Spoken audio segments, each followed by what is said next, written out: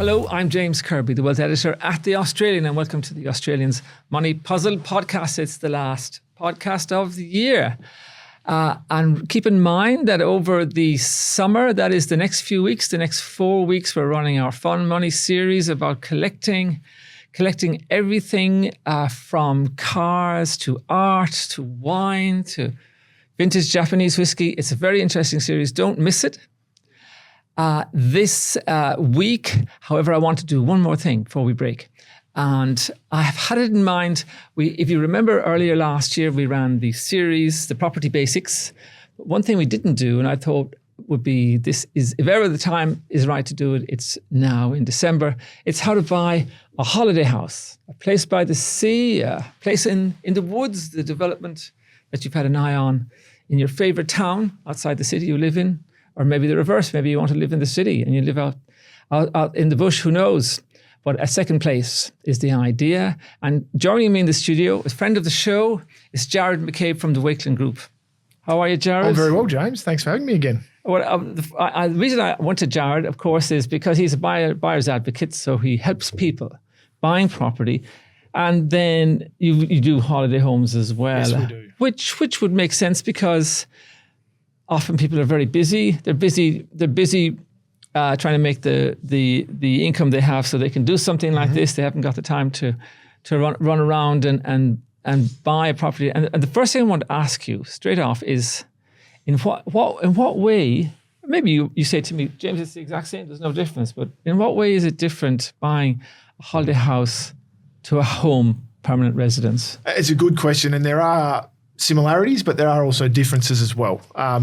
And so some of them are the objective, what you're looking to get out of the property, obviously, and you've got different requirements. Quite often when you're buying a family home, you'll want to be close to public transport or near to schools, near to work, family, that sort of thing. You might want the reverse of that when you're looking to buy a holiday home, in that you don't want to be close to anything. You want to be out on your own. You want to be quiet in a quiet space. Yeah. So it's more about probably the asset selection that differs when you're coming to buying a holiday home. Yeah.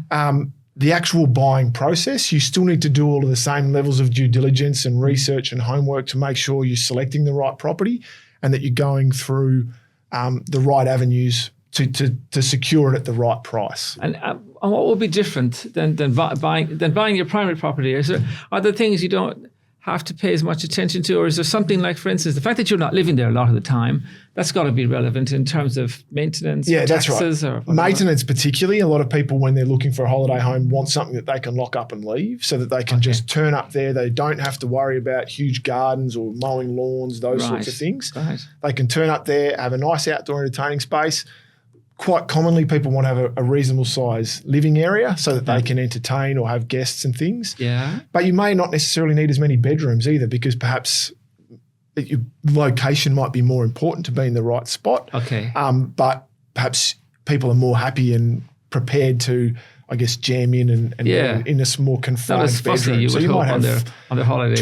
two sets of bunk beds in a bedroom to put all kids in one room. Yeah. But what that does is it enables you to be in a better part of the township that you're looking to be in. It might enable you to get a view or an aspect, that type of thing too. Right. Do you find people would generally have mortgages on their holiday homes? Yeah, quite regularly. Yeah. Would it be like the majority? I would think so. Most people do. Certainly that we deal with. I mean, there's some that are in a fortunate position where they don't. Yeah.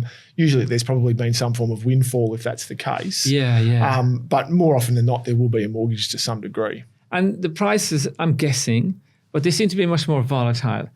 Absolutely. When things are good, they go flying high, and they drop sharply when things compared to But they can also have extended periods of time where they just do nothing, and it just plateaus and just consistently just ticks along. Right. We haven't probably seen that over the past 4 to 5 years with COVID and the ups and downs that we've seen there, and certainly the interest rate changes as well. Yeah. But if you look back over a longer period of time, you do tend to find that there's an element more of consistency. But then when they do jump, as you said, they can jump quite significantly. Yeah, right. Okay. So let's have a look at some issues, particularly how to locate and settle. You're not dealing with the agents you're used to dealing with. I expect you're in some country town. It seems to me when you go to these regional spots, there's often one person who seems to have the whole town under.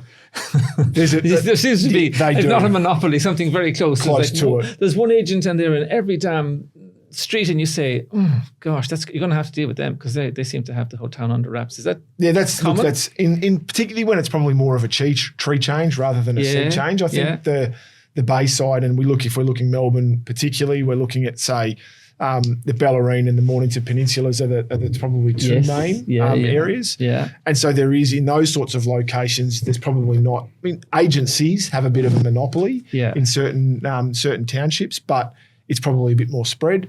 When you go into some of the more rural tree change type locations, you can find that there's some agents that might have a monopoly. So whether it's around Woodend or Kyneton or Dalesford or those types of locations, or then if you go out into the Yarra Valley, there can be. And I expect that's mirrored exact same in Sydney in the Northern Beaches, whatever, or in Perth in the Margaret River, whatever. Going down there, or Adelaide, going down to Victor Harbour or down onto Port Noarlunga, those sorts of areas as well. So tell us the person who, sort of with intrepid ventures out of their comfort of the city they know, and they're in some town, they're dealing with some agent who knows this town inside out, has sold all these houses once or twice before. Give us some guidance as to how to deal with these guys. Research is always key, James, and we say that on a regular basis. And I think most of the times when you and I have these discussions, I sound a bit like a broken record, but doing your homework is really important, and even more so when it's in a new area. So you'll have a degree of familiarity with your own location, where you live, what's going on, how the market's been moving.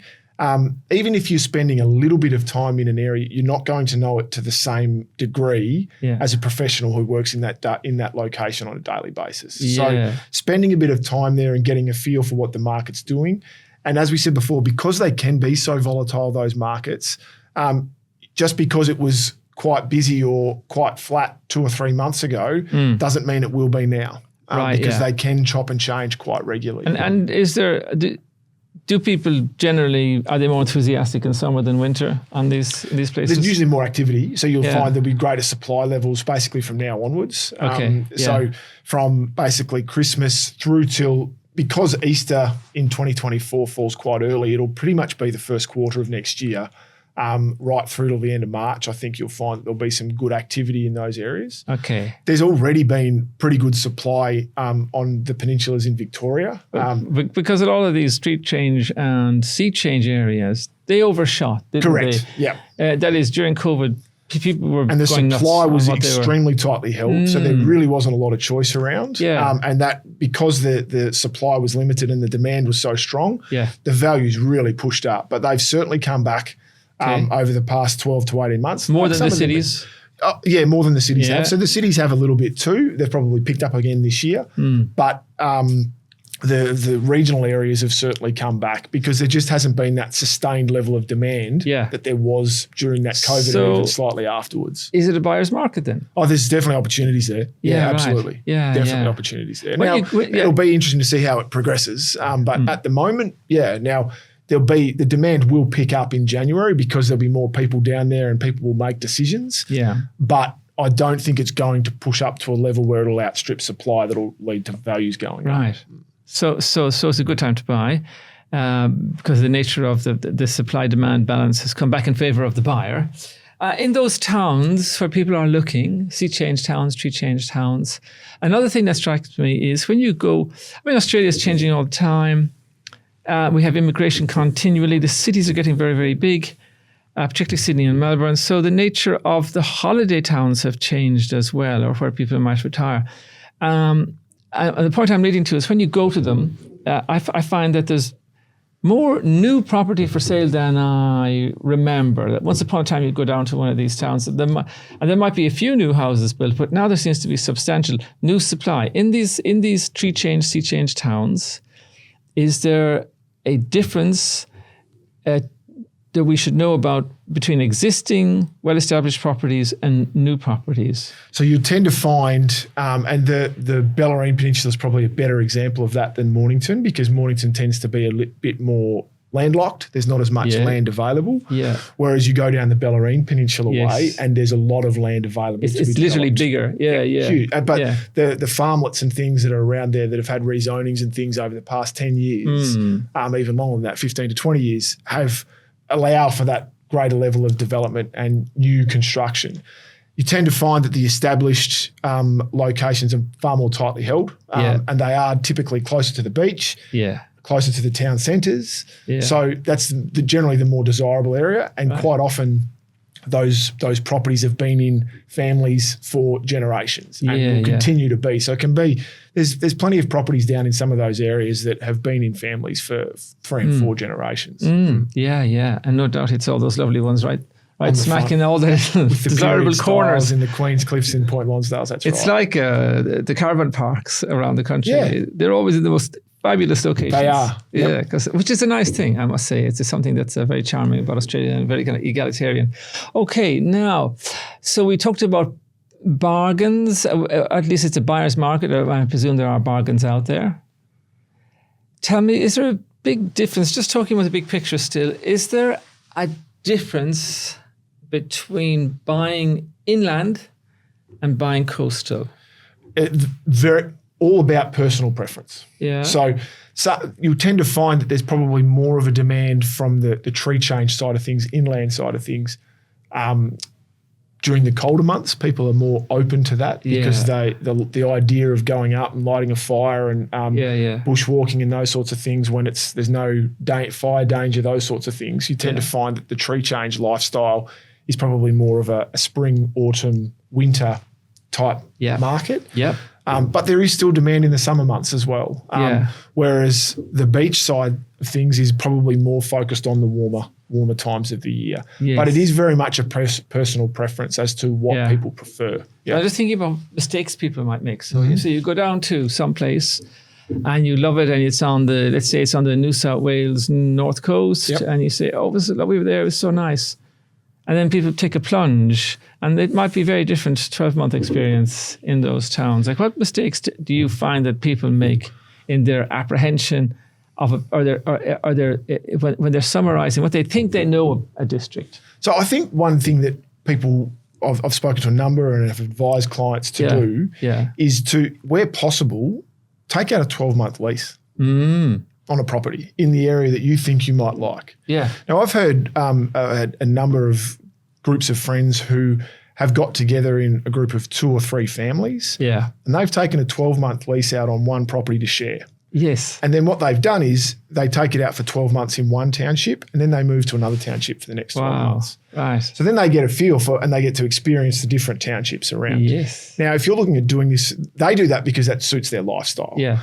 But others, I think it's a good idea to do it to determine whether or not you're actually, A, going to get the use out of the property, B, whether it's the right location for what you're after, and then C, within that township itself, where do you specifically want to be? What do you need out of this? So is it more important to be right near the water so that you can walk to the beach, or would you prefer to be right near the shopping and the services so that you can walk down to get your groceries and things in the morning, or would you like a combination of both? Right. But sometimes people launch right into that from the get-go without actually understanding what is important to them in those locations. Yeah. So an extended stay, a seriously extended. So, but I think the 12-month lease, what that enables you to do is to determine whether or not you're actually going to get use out of this property. Because people love the idea of it over the summer period and feel as though they will. But then once life kicks in and you've got, if you do have children and you've got kids' sport and you've got social activities and then you've got other holidays, they almost feel like there's an obligation to go to that property instead of feeling as though they might be able to go elsewhere. Yes, yes. And I suppose there's an opportunity cost, isn't there? Yeah. Like which everyone can sort out for themselves. But obviously if you go big and it's a big thing to you, then you can forget about that famous trip you were going to go to Greece or whatever, because you just can't do both. Most people can't most of the time. I was just looking at, I'm thinking of what you're saying there. I'm thinking of a town like, say, Noosa. Yes. A great favourite all around the country. But you go up there on Christmas or something and it is extraordinary, right? Yeah. It's packed and it's very enjoyable in its way. But I've been up there when there's nothing on. It's an ordinary day. and the schools are back, etc., etc. It's quite a different place. Different vibe. Quite different vibe. People are older for a start, first thing. And you might have formed something of an illusion as to what that town is actually like most of the time. Correct. Yeah. It can be very different and can have a very different feel to it. So, and depending upon where you are around the country, the weather impacts can have a big say on that. Now, Noosa, I guess, the further north you go, the more, the better the weather's going to be. So the more facilities that are going to be able to be used at all times of the year. Whereas in some of the southern states, whether it's South Australia, Victoria, or even down in Tasmania, there's certain times of the year where those beaches are just not going to be attractive to anyone. So that might play a part in how much you'll use the property as well. Whereas if you've got, say, the tree change type property, there's probably a more variety of things that you can do in those sorts of locations all year round. Okay, yeah. But it's not going to be for everyone. Yeah. Okay, we'll take a break there. We'll be back in a moment. We're going to talk about the serious business of how you might actually do this. Hello, welcome back to the Australians Money Puzzle podcast. We're talking today about how to buy a holiday home with Jarrod McCabe of Wakelin, who is a buyer's advocate and helps people buy properties, including holiday homes. Okay, let's cut to the chase. Can we do this? Can the listener do this? Is it feasible? Have you any sense of how many people who have holiday homes rent them? Or at least have them as a commercial income-producing entity in some way? It's probably not as high as people think. I think, and it's a decision that you need to probably make up front too.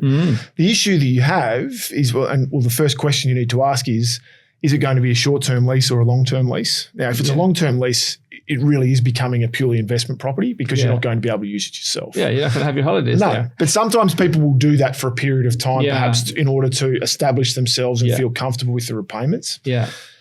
But then if you go down the short-term rental path, the times of the year that you're going to achieve a premium rental are more than likely going to be the times of the year you want to use it yourself. The very times you want. But yes, and I have found people actually will sacrifice that. They'll say, we want to have that, so we're staying at home at Christmas because you get so much for them during those weeks. I know of people who live permanently in beachside towns who rent out their family home and go on holidays themselves during those premium times. And the holiday is paid for by the income that they generate from their family home. So it's very different then. We're talking about the difference. It's very different than a conventional home renting it. Yes. Because it's like surge pricing virtually, isn't it? Yes, that's right. Holiday home. Yeah. So that's, I guess, one of the key things when people look at that. The other issue that sometimes can get blurred then is, what is the objective of buying this property? Is it to generate an income? So are we making it an investment property? Or is it a lifestyle? And people can really make wrong decisions going down that path without having a clear understanding as to what the objective was. What if I said to you, you put that question to me and I'm going to say, I'm hoping for both. What do you say? Well, we have that discussion with purely investors as well. It needs to lean one way or the other, even if it's 55, 45. So that if it really comes to the crunch, we can lean that way, one way or the other. So look, it's really more of a lifestyle. We want the income, but we prefer the lifestyle, right? So when it comes to where it needs to be or the condition of the house, the tenant's going to pay more, or the occupant, if it's an Airbnb, is going to pay more for the actual improvements. They're going to expect new kitchens, bathrooms, that sort of thing. Whereas you as a owner occupier of a holiday home may prefer to have a dated kitchen and bathroom, but be right near the beach. Sure. Yeah. Okay. Right. If people don't rent them, they're going to have this mortgage hanging over them. That's right. Yeah. So then you don't get the tax benefits. Or any tax benefits, And you still get the land tax implications and things that kick in. So it's almost, you get the negatives of having an investment property without the benefits. Especially in Victoria. With what's happening next year. That's right. No, but explain to people about that, because I think there might be certain naivety about just how much they cost to run. Yeah. So you've got all of the expenses that you have with your own home basically doubled, because you've got your family home expenses plus the holiday home expenses. So there's obviously your mortgage repayments, but then there's any insurances. There's maintenance, because you're not there seeing things over an extended period of time. So there's expenses there. You might be prepared to you do your own gardening and lawns and things at your own home, but because you're not down there for 4 to 6 weeks at a time, you really need someone else to come and do that for you. So there's any number of these sorts of things that then can pile up. That's without mentioning your rates and all those sorts of things that come in as well. And what happened in Victoria? There's something in particular. There's almost like a penalty now. There's an extra penalty on top of everything else. There's the vacancy tax that's coming on if a property sits vacant for too long. But also there's the land tax implications that's coming in as of 2024 as well. So what are they doing on top of what you get in any other state? So the land tax is increasing. So it's at a higher land value rate. Previously in Victoria, I think it was above $300,000 land value. There was no land tax payable. But now it's taken down to, I think it's about $50,000. So everyone's going to have a land tax implication for an investment property. So the land tax is going to be greater and apply to a lot more property than what it has in the past. And that's not just holiday homes, that's investment properties as well. And then on top of that, there's something about if you spend less than, you used to spend a minimum of so many weeks. Yeah, that one I'm not 100% clear on, to be honest, at this stage. But there is something about, and I think that's probably trying to target more vacant properties in the city. Yeah, vacant properties, which is, that's more of the objective there because there's a lot of properties sitting in suburban streets around our capital cities, Melbourne in the Victorian case, that are just not being occupied. So people must rental vacancy rates 6 weeks a year or 4 weeks a year. So that's but this is the thing. So I suppose what we're saying to people on the national stage is check your state-based taxes. 100%. Yeah, that's as well as what you might reasonably expect to happen. And as you say, you've doubled everything. You've doubled insurances. You've doubled rates. Everything else like that. In terms of in renting then, if someone said, what we're going to do is we're going to rent it for a while. Is there a big difference between renting and Airbnb-ing? There is. If there is such a word. We look at it from a short-term rental versus a long-term. So because you can use any number of management companies, but it's a high-maintenance project when you're doing the short-term rental side of things. And Airbnb, have they got specialist property managers that do Airbnb as opposed to? Well, there's people that do manage that sort of thing for you. Right. And the management fees for short-term rentals are much higher than what they are for long-term rentals. Sure, but then you're getting higher income, aren't you? Higher income, but then you've also got to clean the property on a far more regular basis as well. Yes. And it's not just a case of you've got to provide all the furniture. So if things break down, televisions, fridges, you've got to have towels and things washed, sheets washed. Then you've got to clean through all of the other elements of the property itself. So it is a high maintenance project, and it is something that you need to factor in the extra costs associated with that. Okay, very good. We'll take a short break. We'll be back in a moment. Hello, welcome back to the Australians Money Puzzle podcast. James Kirby here talking to Jarrod McCabe. We're talking about the relatively pleasant business of how to buy a holiday home. Certainly having one would be nice. But there are many issues that you might not think about in this area. And Jarrod, as buyer's advocate, often operates with people where they're getting a holiday home or buying one. And it's a different business going to country towns or seaside towns compared to the most people live in the cities, and most people know their hometown much better. Ironically, it's the very people in the cities that want the holiday homes, right? Because they want to get out of our ever increasing gigantic cities. Certainly Sydney and Melbourne with those 5 million people in each. So two things. One is about we're talking about managing the property. Then one thing that struck me. I had a long gap.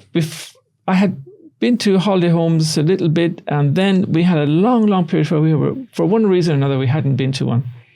And then a friend had one, which I stayed in quite regularly, and I could not get over the standards that people expect in holiday homes now. I mean, really.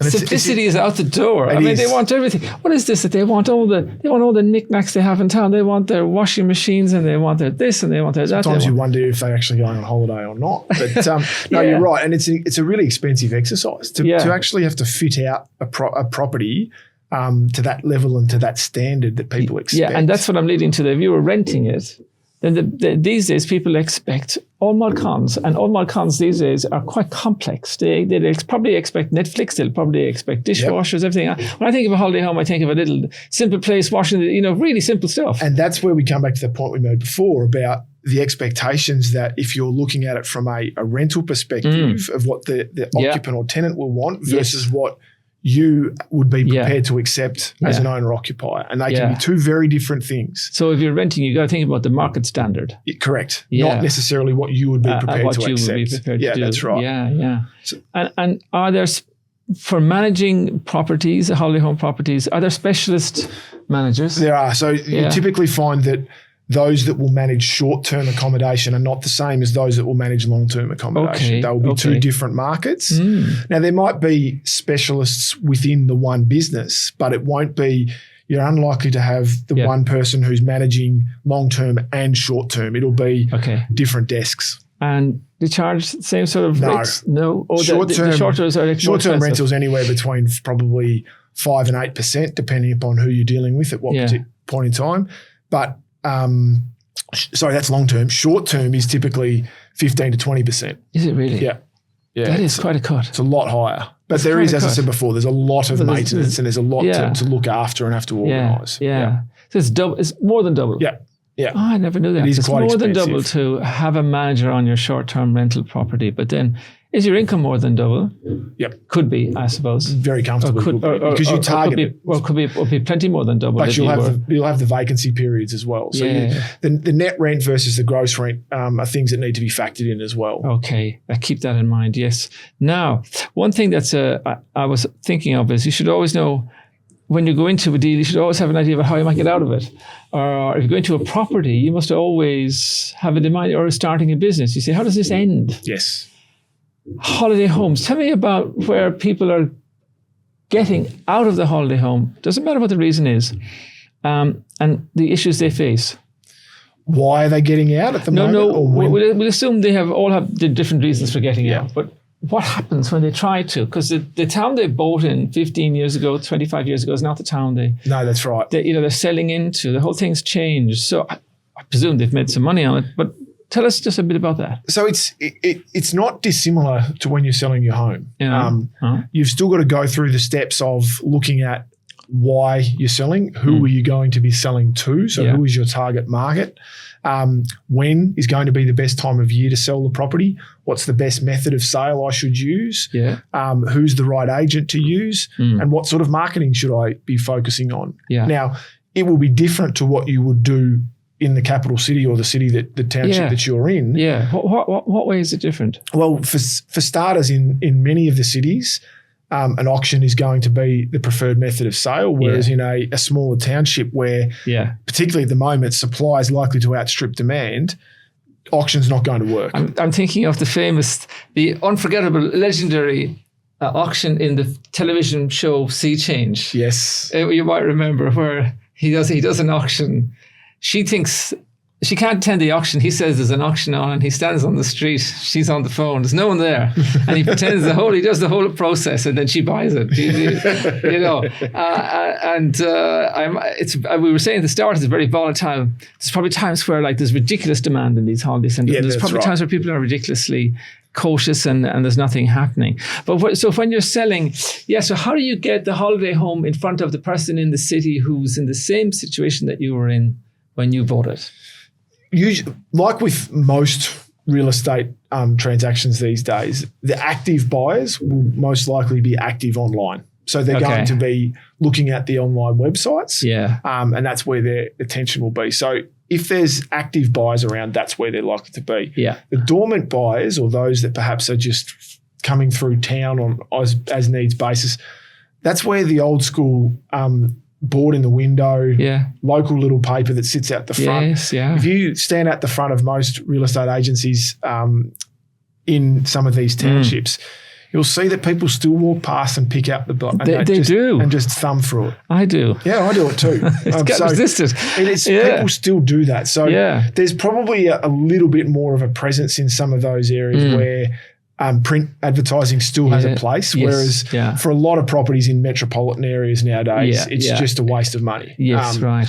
It's not across the board, but for a lot of property it is. Okay. Whereas it's probably but the online advertising will be typically cheaper in some of those areas than what it will be in the city as well. Yeah, so you're getting those two markets, as you say. There's the people who are hunting already and they're monitoring the sites for anything. And then there's the more casual, we went down to such and such a place, we really liked it. We picked up a brochure off. That's right. Off the main street and the agents. Wander through and make sure that your agent's got the, which you do tend to see a lot, but they've got the boards and the flags and things out because there's a lot of foot traffic around properties at this time, those townships at this time of year. Yeah. And people are more than happy to just wander through and open for inspection.